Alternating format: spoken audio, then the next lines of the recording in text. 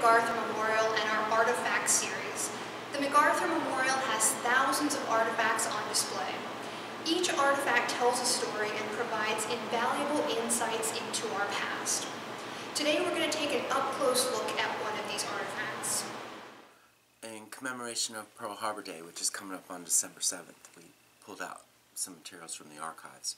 It tries to explain how MacArthur found out about Pearl Harbor and what happened that morning in the Philippines, which was December 8th because of the international dateline. The attack takes place at Pearl Harbor right after sunrise in Hawaii, and MacArthur, in his reminiscences, this is the book he writes when he's 64 years old, and then it's published just right before his death. And in there he writes that he finds out about 3:40 on Sunday morning, December 8th,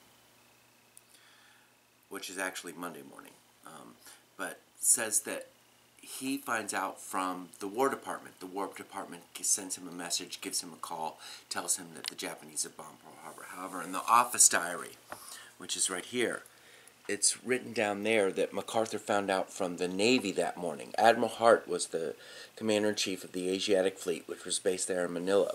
And he had channels going back to Washington as well as to the many commands. When Pearl Harbor's bombed, they send out that famous message, "Air raid Pearl Harbor, this is no drill." And every command gets that around. So the Navy got that in Manila at about 2:30 in the morning. This says that MacArthur gets told right at about 3:50. Now this is Jean MacArthur's oral history. And in there, she says that the phone rang in the Manila hotel apartment at about 3 o'clock in the morning, and it was MacArthur's chief of staff, Richard K. Sutherland, that was on the phone. She said Jean picked up the phone and gave it to General MacArthur. So Jean has it that it's Sutherland that tells MacArthur what happened. Now this is the famous Volume 2 of the 3-part series on MacArthur by D. Clayton James, where he says that he finds out from the War Department, not the Navy, not Sutherland. So this is a third different story about how MacArthur finds out.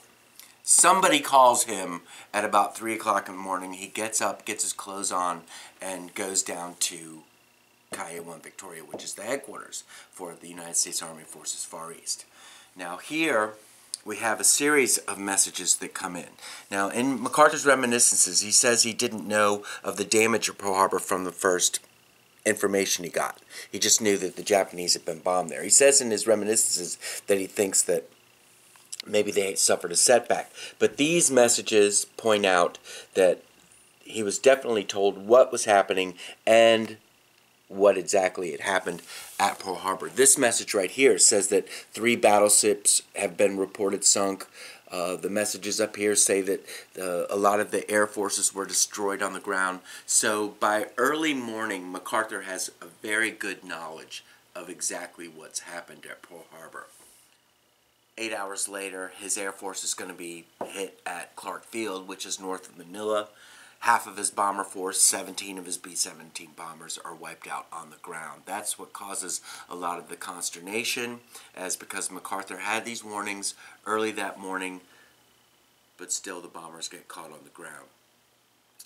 Over here, it's a very busy morning at Kaiewa Victoria headquarters. These are just a fraction of the orders that are going out, ordering troops to the field, ordering different officers to take over different positions, what's going to happen with civilian population within Manila. So it's a very active morning there, but all this kind of sums up what was going on at MacArthur's headquarters on that morning with